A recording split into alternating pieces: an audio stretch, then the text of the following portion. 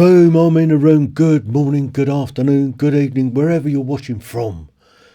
Welcome to the Old Heale Manor, and I'm your host, Lord Heale. Now, let's go over what's been going on the last few days. Yesterday, God, wasn't it? I'm getting a bit fed up with PMQs, to be honest. Now, the new leader of the Conservative Party, Kemi Badenoch, was her first PMQs. Now, it just seemed like every question that she asked, Starmer dodged. And they keep harping on about the last government left 22 billion black hole, etc., etc. It's like a broken bloody record. But she kept on. And everybody else that asked questions at PMQs yesterday just got fobbed off. It seems, now, I don't know for 100%, but Starmer seems to, you have to supply your question first, and then he has a scripted answer for it. Does that make a lot of sense? Anyway, as her first question was fired at Lammy, and you could see him wriggling in his seat. You could see the embarrassment on the front bench when she opened up on him and said that he should resign as the Foreign Secretary. And the reason for that is this, to just remind you of what he said. And he said an awful lot against Trump. Deluded, dishonest, xenophobic, narcissist. Donald Trump is no friend of Britain. He is not fit to hold public office, let alone worthy of our country's highest honour and a banquet with the Queen. Theresa May is selling out the UK to a serial liar and cheat. That's one of them. He's also called him a neo-Nazi. Oh dear. And he sent him a grovelling letter of apology or congratulations. Yeah, right. That ain't going to go down well, is it? Anyway, moving slightly on. Right, Ed Davey. Now, he has been calling, or he's called for 34 people to resign. Now, he's been called to resign for his part in the post office scandal. I asked you, is he right? Should he? Should he resign? Should he stand down? I mean, his part, he's ruined so many lives in that post office scandal. Yet he's quick to call for everybody else's resignation that steps out of line. I'll leave you to think on that. Anyway, let's have a look. Right. Stand with the farmers, not with Starmer. Now, the farmers are having a demonstration on the 19th of November up in London. And I stand with them. I mean, this inheritance tax on hard-working farmers, they're not rich by any stretch of the imagination. The only reason that they're so wealthy is because of the land. And I think it's about, I don't know what it is now, it's about like £3,000 an acre, which puts an average farm right in, right over that £1 million bracket. They've got their sums wrong. It's ridiculous. And the consequences are that there are farmers taking their own lives before this kicks in. It's disgusting. This government really hasn't thought this through. Anyway, now this is something else I've picked up on. The poppy, right? It's not racist. It's not political. It's not disrespectful. This is simply a simple but vital reminder that many died so we could enjoy lives that we live today. That's all it is. And people are trying to turn it around to be all sorts of bloody things. Leave the poppy alone. It's there for remembrance. It's there to show your respect for people that died to give us the life and freedoms that we've got today.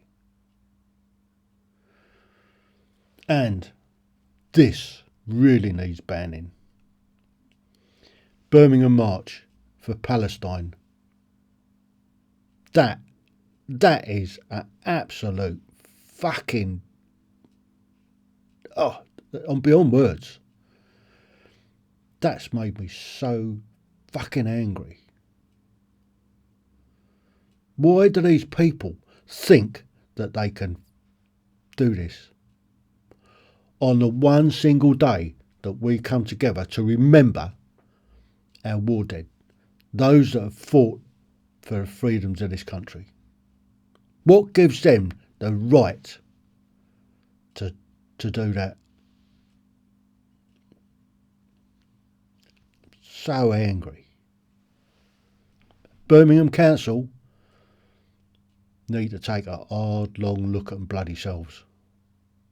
Absolutely. What are your thoughts on it? Do you think they have the right to march on that particular day? They spent over a year marching every Saturday. Why can't they do it on Saturday? Why do they have to do it on a Sunday?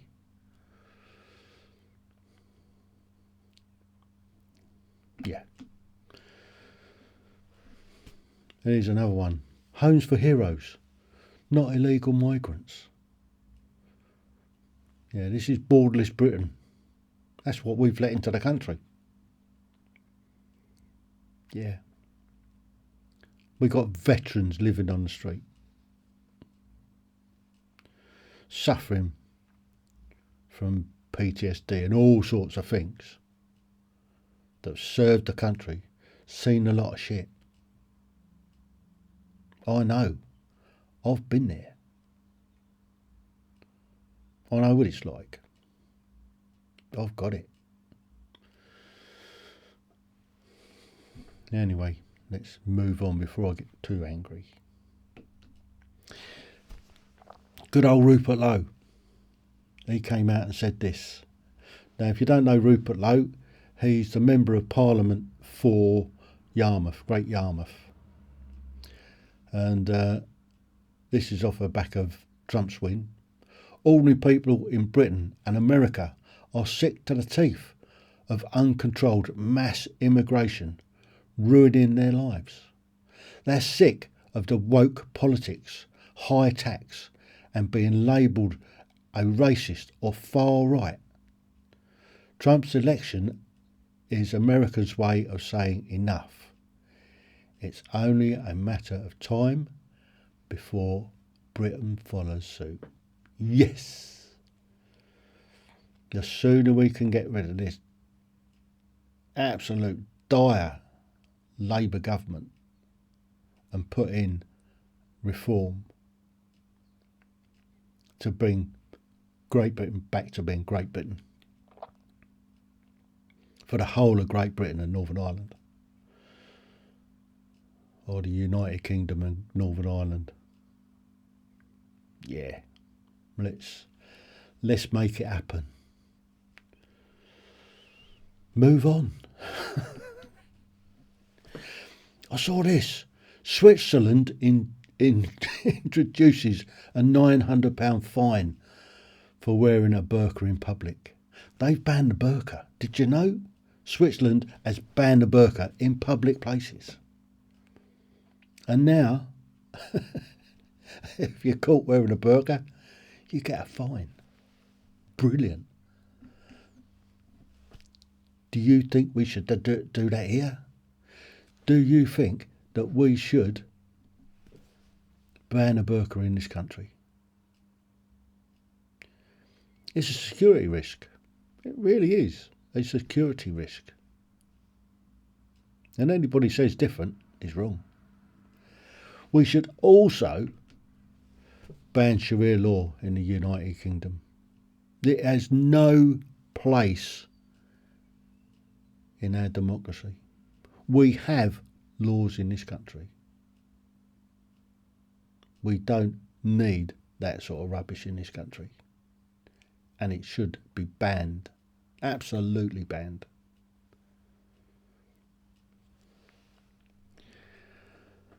So, what's your thoughts? Do you think Sharia law and a burqa should be banned in this country? Let me know in the comments. Meanwhile, 20 paedophiles have been jailed for 219 years. Predominantly Pakistanis. Do you think that we should jail them or should we deport them? Personally, to save this country some money, deport the buggers. Send them to Pakistan, let them have them. And make sure that they don't come back. There's 10,000, approximately, foreign criminals in our prisons. We should deport the lot of them. That would free up over 10,000 places for our own homegrown paedophiles that seem to be let off. Makes sense, doesn't it? Instead of keeping them in our prisons at the cost of, what's it, £144,000 a year per inmate? Deport 10,000 of the buggers. They're foreign criminals we don't need here.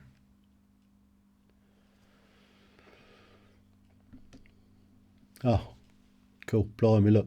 Sadiq Khan's second Trump presidency could increase abuse towards me and my family. Well, he's pledged to lead the country, hasn't he? He's pledged to lead the UK because he's scared of Islamophobia. If Trump wins the election. Well, he has. Is it time for him to fuck off? Does he need a hand to pack his bags? Does he need booking on a flight? Yeah. Sadiq Khan is the worst thing ever to happen to London. Even the Great Fire of London didn't do the amount of damage that he's done to London. Think about it. He's a nasty little person. Meanwhile, look at the colour of America. Look at it. That is a resounding win. That is a clear message. Not only to the lefties in America, but for the lefties around the world. That's a clear message. And here's another clear message. Nigel Farage is pally with Donald Trump. Nigel gave an olive branch to Starmer and his government and said that he would be happy to be the UK's envoy to the US, to keep our relations sweet. Do you reckon Starmer's got the wherewithal, the sense to take him up on that offer?